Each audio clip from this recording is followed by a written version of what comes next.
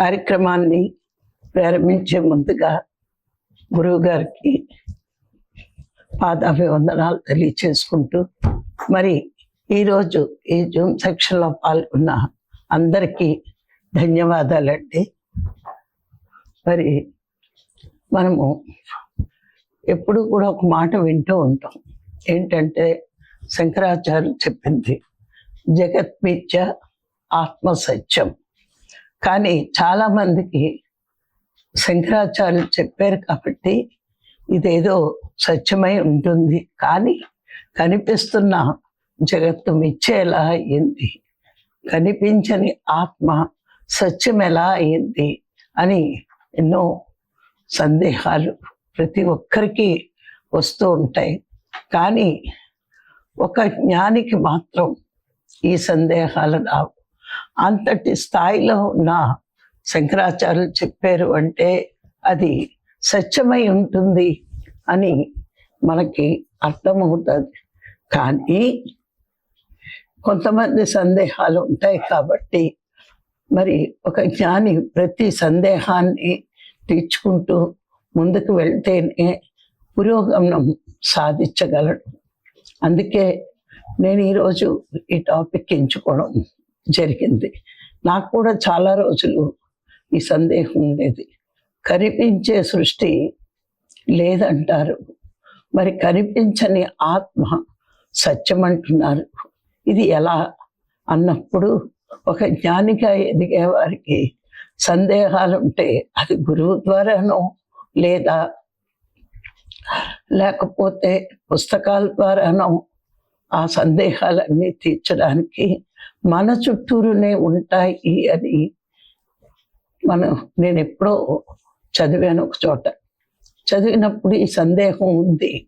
తర్వాత ఇందులో పురోగమనం చెందినప్పుడు మనకి క్లారిటీ వచ్చిన అందరికీ ఇది ఏ విధంగా చెప్పగలను అని నేను అనుకున్నప్పుడు నాకు ఈ శంకరాచార్యుల వివరణ దొరికింది.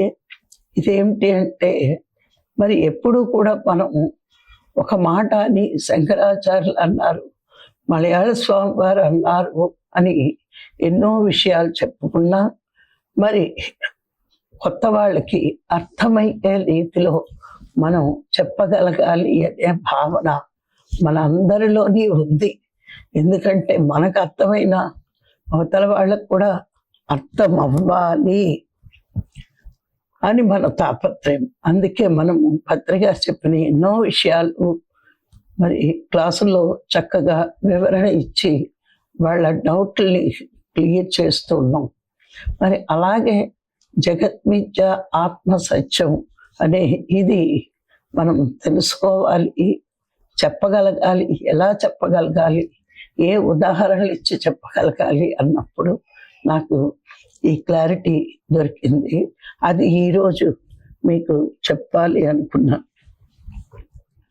మరి ఈ జగత్తంతా సత్యమా అసత్యమా అనే మీమాంసలో అందరూ ఉంటారు.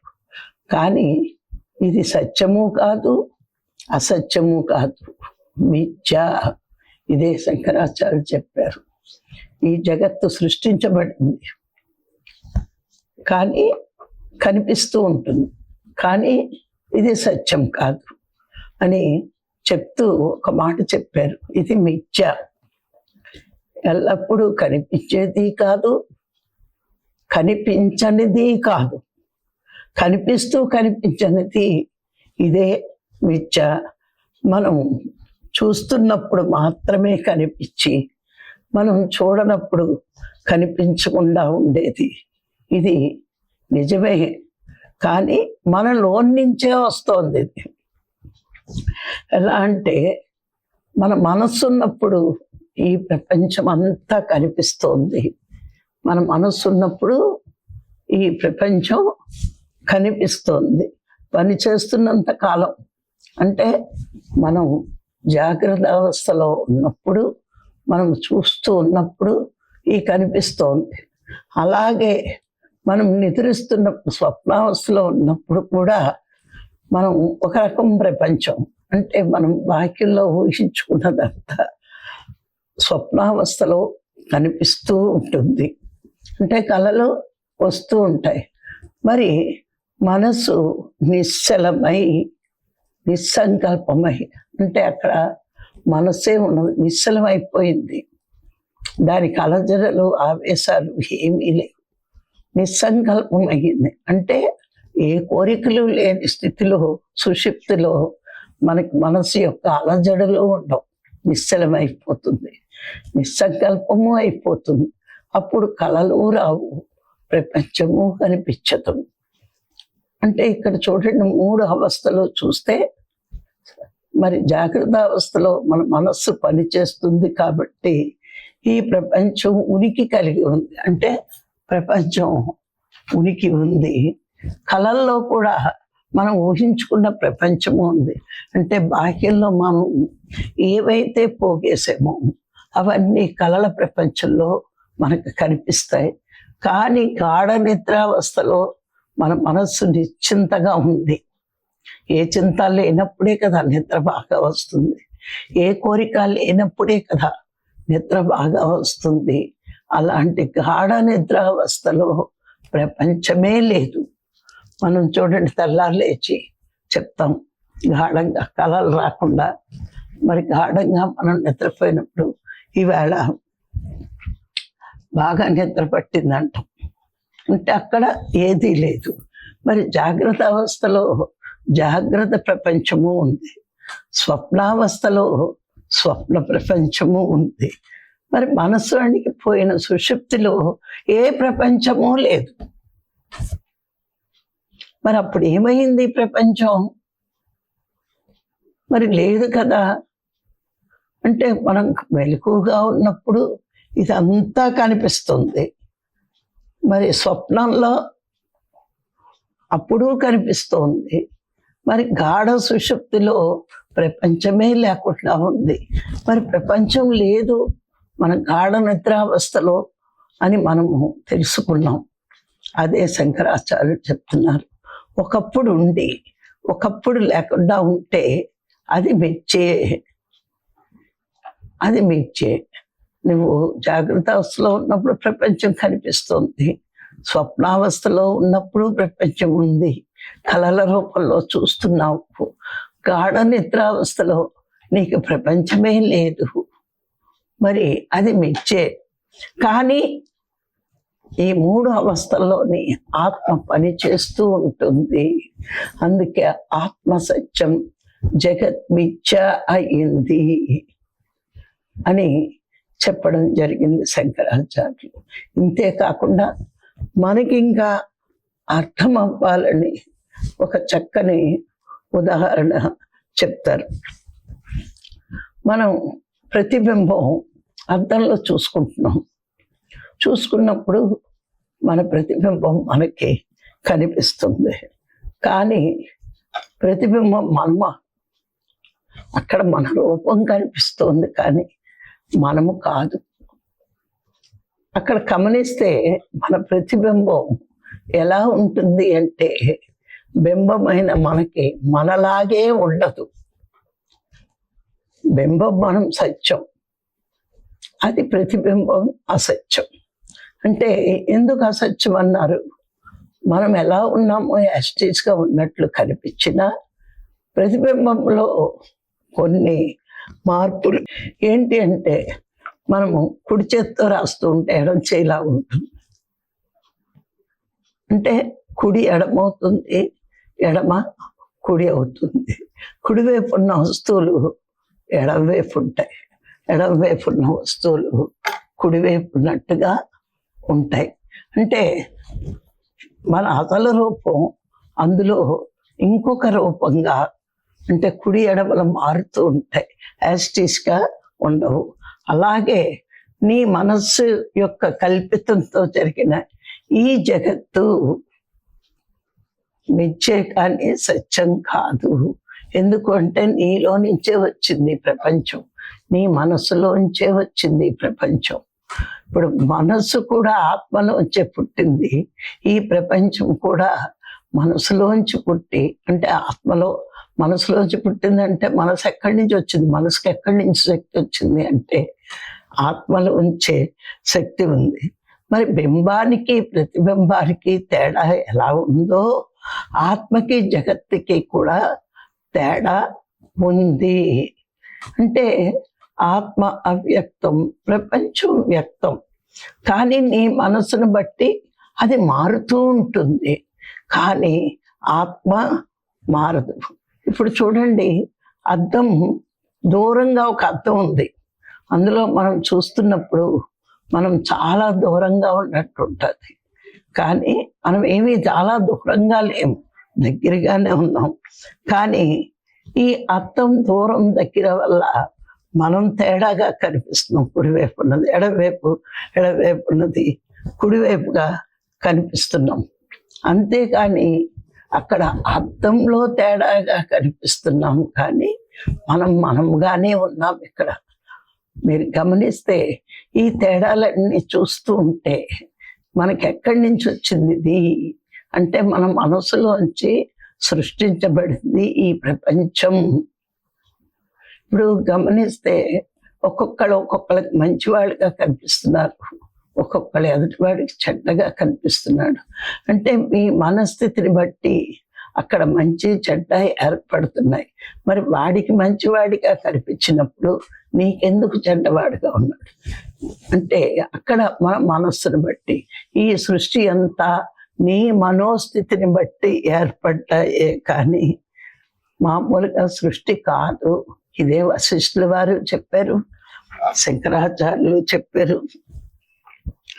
మరి ఎవరు చెప్పినా ముందు మనకి ఎందుకు ఈ మాట పదే పదే చెప్తారు అంటే మనము అసత్యాన్ని సత్యం అనుకుంటూ దానిలోనే జీవిస్తూ దానిలోనే కోరికలు పెంచుకుంటూ మరి దాని వెనకాతలే పడుతూ సత్యమైన నిత్యమైన ఆత్మని విస్మరిస్తున్నాం. కాబట్టి ఇదంతా మిచ్చే నీ ఊహలను బట్టే ఉంది ఈ ప్రపంచము. కానీ నీ మనస్సును బట్టి ఉంది, కానీ నీ మనసును బట్టి ఆత్మ లేదు. కాబట్టి క్షణక్షణము మార్పు చెందదు. కాబట్టి ఆత్మే సత్యం, ఆత్మే నిత్యం అని మనకి తెలియచేయడం జరిగింది. ఇప్పుడు ఒక ఉదాహరణ తీసుకుంటే, ఇప్పుడు ఒక మెజిషియన్ ఉంటాడు. మెజిషియన్ ఏం చేస్తాడు? మ్యాజిక్ చేస్తూ ఉంటాడు. అక్కడే ఉన్న వ్యక్తిని మాయమయ్యేటట్టు చేస్తాడు. వాడు మ్యాజిక్తో రంపాలతో కూసినట్టు కానీ, లేకపోతే లేని పువ్వులు సృష్టించడం కానీ, లేని సుగంధాన్ని సృష్టించడం కానీ చేస్తాడు. ఇదంతా ఏంటంటే మ్యాజిక్. అలాగే ఇది ఒక పెద్ద మ్యాజిక్. ఈ సృష్టి కూడా మనకి లేనిది ఉన్నట్టు కనిపించడం, ఉన్నది లేనట్టు కనిపించడం అన్నదే భగవంతుడి పెద్ద ఆట అనుకోవాలి. మరి ఈ విధంగా ఎందుకు మిథ్య అన్నారు అంటే, నువ్వు చూడగలిగినప్పుడు ప్రపంచం ఉంది, నువ్వు చూడకుండా ఉన్నప్పుడు, గాఢ నిద్రలో ఉన్నప్పుడు, నువ్వు జాగ్రత్త స్వప్నావస్థలో చూస్తున్నావు, సుషుప్నావస్థలో మరి చూడలేకపోతున్నావంటే అది లేక కాదు, నీకు మనసు లేక. ప్రపంచం ఉంది, మనసు లేనప్పుడు లేదంటున్నావు, మనసు ఉంటే ఉందంటున్నావు. ఇదే మిథ్య. కాసేపు ఉండి కాసేపు లేకుండా ఉండడమే మిథ్య. అద్దంలో ప్రతిబింబంలా. అద్దంలో ప్రతిబింబం ఉంది, కానీ తేడాగా ఉంది. అద్దం పక్కకు పెట్టేస్తే లేదు ప్రతిబింబం, అద్దం చూపిస్తే ఉంది. అలాగే మన మనస్సు ఉన్నప్పుడు ప్రపంచం ఉంది. మన మనస్సు మరి సంకల్పాలు లేకుండా నిశ్చల స్థితిలో ఉన్నప్పుడు, గాఢ నిద్రలో ఉన్నప్పుడు ప్రపంచమే లేదు. ఉండి లేనట్టు ఉండేదంతా మిథ్యే. అలాగే వివిధ రూపాలతో ప్రత్యక్షంగా కనబడుతున్న ఈ విశ్వం అంతా మిథ్యే. ఇప్పుడు ఎన్నో రూపాలుగా కనిపిస్తుంది ఈ ఆత్మ. కనిపించేది, వినిపించేది ఇదంతా మిథ్యే. ఎందుకు అంటే కొన్నాళ్ళకి అది ఉండదు. ఉండని శాశ్వతంగా ఉండేదే సత్యం. శాశ్వతంగా లేనిదన్నీ కూడా మిథ్యే. ఇప్పుడు క్షణకాలం మిథ్యేది. ఏంటి క్షణకాలం మిథ్య? జాగ్రత్త అవస్థలో కనిపిస్తుంది, స్వప్నావస్థలో కనిపిస్తుంది, సుషుప్నావస్థలో కనిపించట్లేదంటే మళ్ళా నీకు మెలకు రాగానే కనిపిస్తుంది. అందుకే గమ్మున ఒప్పుకోలేకపోతున్నావు. ఇది కొంచెం సేపు మిథ్య, కానీ అది శాశ్వతంగా నశించినప్పుడు అవును కదా ఇదేం భూమి మీద ఉండేదా, ఉంటుంది అని భ్రాంతిలో ఉన్నాం. అది ఉండదు. అది మనుషులైనా సృష్టిలో ఏదైనా కొన్నాళ్ళు ఉండి కొన్నాళ్ళు కరుమైపోతే అది మిథ్యే. శాశ్వతంగా ఉండేదే సత్యం అని శంకరాచార్యులు చెప్పడం జరిగింది. మనం ఏమనుకుంటున్నాం అంటే శరీరం శాశ్వతం, మనసు శాశ్వతం, బుద్ధి శాశ్వతం, నేనే శాశ్వతం అనుకుంటున్నాం ఈ నేనుని. కానీ ఇది కొన్నాళ్లే ఉంటుంది. ఈ నేను అనే లోపల ఉన్న ఆత్మే శాశ్వతం. నీకు కనిపించేదంతా మిథ్యే. అంటే మనకు కనిపించేది ఏది కనిపిస్తోంది? శరీరం కనిపిస్తోంది, అది మిథ్య. ఎందుకంటే ఆత్మే శాశ్వతం. ముందు మన శరీరం దగ్గర నుంచి వెళ్తే బాగా అర్థం అవుతుంది. ఇది కొన్నాళ్లే ఉంటుంది భూమి మీద, ఆ తర్వాతే ఇది ఉండదు కాబట్టి మిథ్య. కనిపిస్తున్నంతసేపు సత్యంలా అనిపిస్తుంది, కానీ సత్యం కాదు. ఇంకొక చక్కని ఉదాహరణ మరి శంకరాచార్యులు చెప్పారు. సత్యమైన పరమాత్మ వ్యక్తమైనప్పుడు మార్పులు కొంచెంగా వస్తూ ఉంటాయి. అవ్యక్తమైన పరమాత్మ వ్యక్తమైనప్పుడు ఏంటి అంటే ఆత్మకి లక్షణాలు చెప్పుకున్నాం. సచ్చిత్ ఆనంద స్వరూపం. సత్ అంటే సత్యమైంది, చిత్ అంటే చైతన్యవంతమైంది, జ్ఞానవంతమైంది. ఆనంద స్వరూపం ఎప్పుడు ఆనందంగా ఉండేదే సచ్చిత్ ఆనంద స్వరూపం అని మనం ఆత్మకి ఉన్న లక్షణాలు చెప్పుకున్నాం. ఇది అవ్యక్తంలో ఉన్న ఆత్మ యొక్క లక్షణాలు. మరి ఇది వ్యక్తమైనప్పుడు, ఇప్పుడు అర్థంలో చూసినప్పుడు కుడి ఎడమ కుడి ఎలా మార్పు చెందుతుందో, మార్పుగా కనిపిస్తుందో, అట్లాగే వ్యక్తమైన ఈ సత్యం అసత్తుగా అయిపోతుంది. అంటే అక్కడ ఆత్మ అసత్యం అవుతుంది, జడమవుతుంది, దుఃఖమవుతుంది. ఈ రకంగా తయారయ్యింది. అంటే ఒక చెట్టు ఉంది, అందులో ఆత్మశక్తి ఉంటుంది, కానీ అది కదలదు, జడం. ఒక వ్యక్తి ఉన్నాడు, ఒక మనిషి ఉన్నాడు, మరి వ్యక్తమవుతున్నాడు, కానీ ఆయన కూడా దుఃఖంలోనే ఉన్నాడు. ఆత్మశక్తి లేక, అది దుఃఖానికి కారణం తెలియక దాన్ని అజ్ఞానం అనండి, ఏదైనా అనండి. అందుకే అవ్యక్తంలో సచ్చిత్తానందం అయితే వ్యక్తంలో అసత్తు, జడము, దుఃఖము ఈ మూడు ఉంటాయట. అసత్తు వ్యక్తమైనప్పుడు శరీరమా, అది భగవంతుడి వల్లే తయారైంది, కానీ అసత్యం. ఇంకా రెండవది జడం, మూడు దుఃఖం.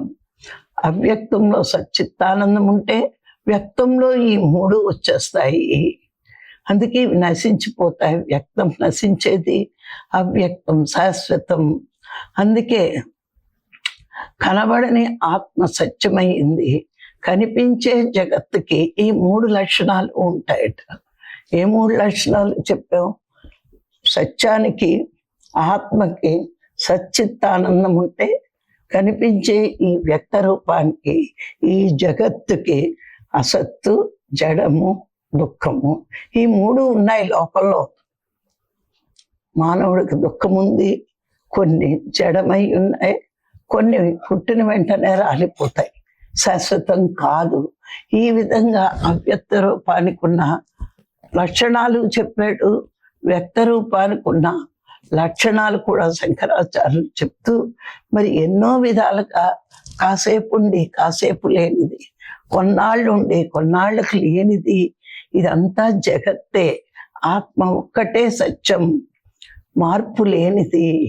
మార్పు ఉన్న ప్రతిదీ కూడా నశిస్తుంది, రూపం ఉన్న ప్రతిదీ కూడా నశిస్తుంది, సృష్టించబడిన ప్రతిదీ కూడా నశింపు ఉంది. కాబట్టే జగత్తు మిథ్య, ఆత్మ సత్యం అని ఒక చక్కని ఉదాహరణతో ఇచ్చినప్పుడు మనము మరి కనిపిస్తున్నది అసత్యం, ఎందుకు అసత్యం అన్నాడు?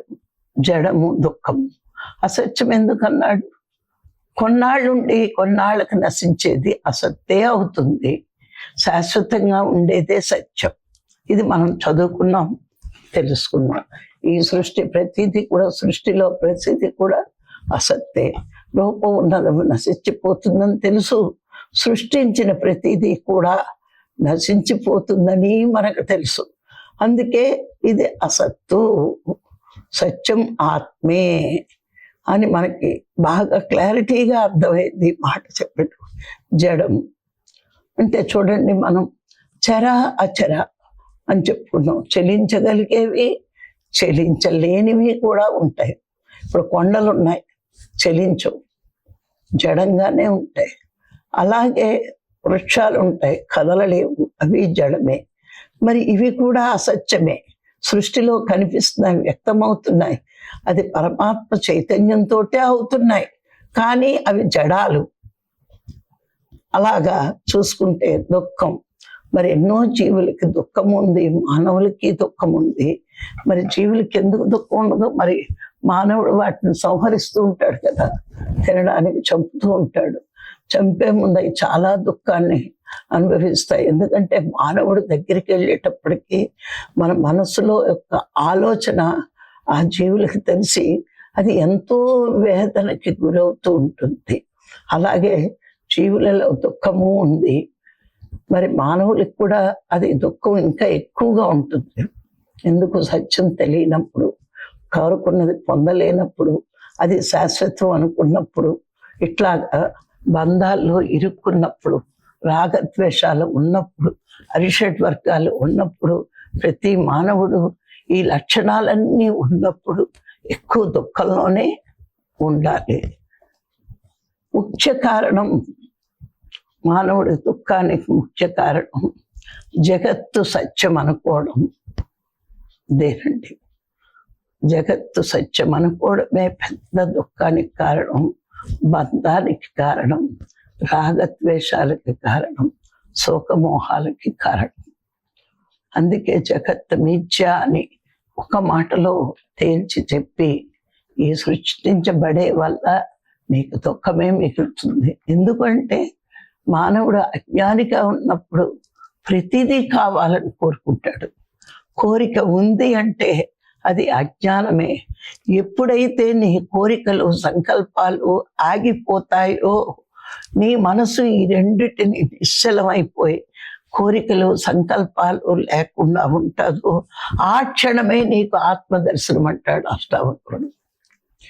ఏ క్షణాన్ని నీలో కోరికలు, సంకల్పాలు ఆగిపోతాయో, ఏమీ ఉండకుండా ఉంటాయో, ఆ క్షణమే నువ్వు ఆత్మవని తెలుసుకుంటావు. ఎంత చక్కని ఉదాహరణ చూడండి.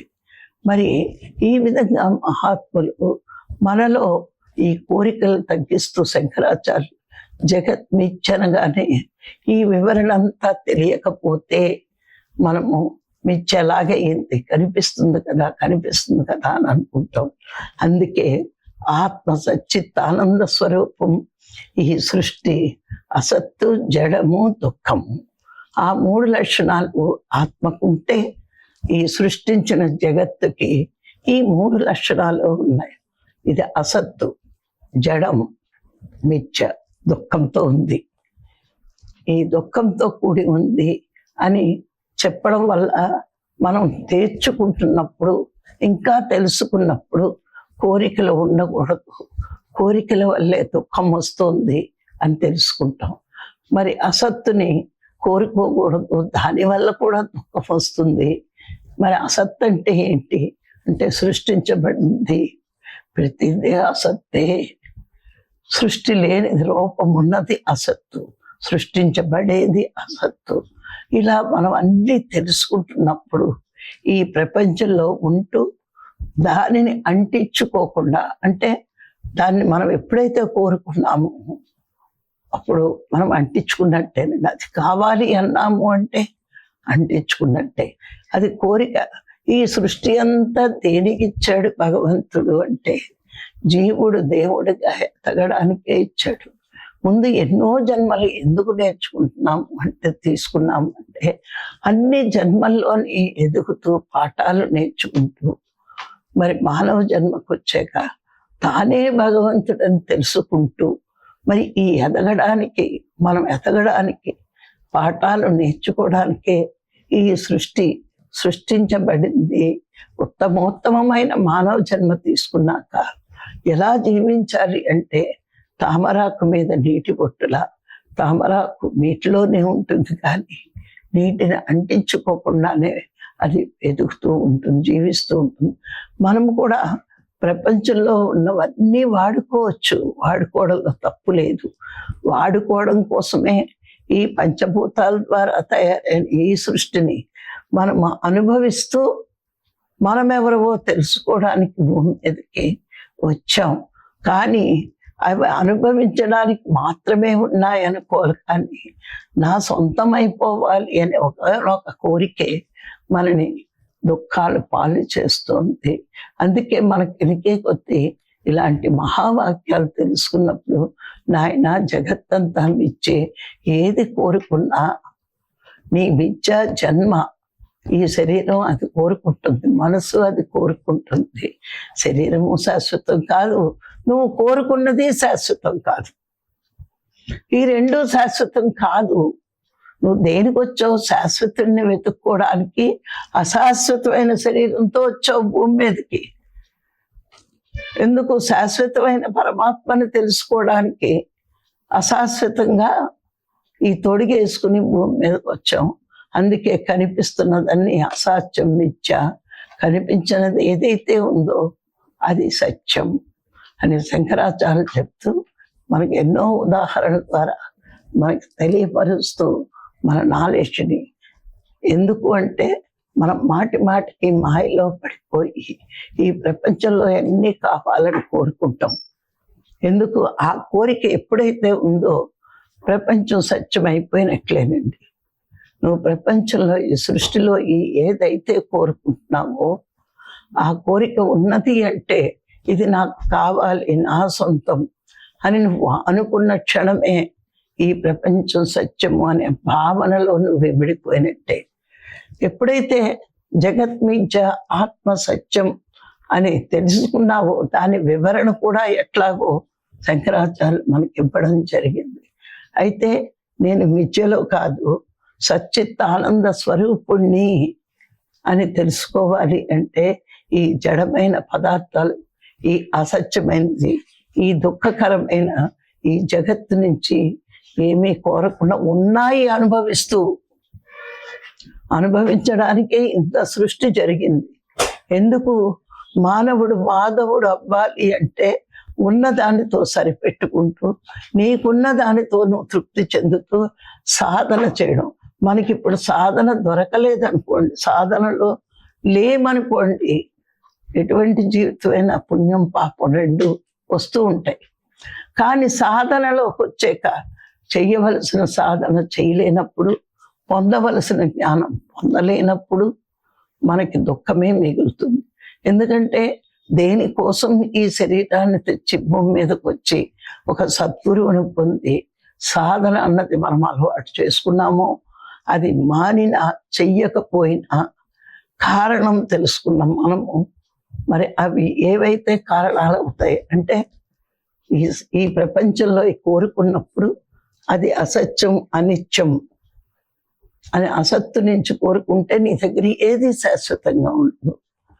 మరి అలాగే దుఃఖం వస్తుంది అని ఈ సృష్టిలో ఏమి కోరుకున్నా నీకు మిగిలేదు దుఃఖమే, ఎందుకంటే ఏది శాశ్వతం కాదు. మరి ఇది నీకు తెలుసుకున్నప్పుడు ఇక్కడ జగత్ మిథ్య, దానికి ఉన్న లక్షణాలు అసత్తు, జడము, దుఃఖము అని చెప్పడం జరిగింది.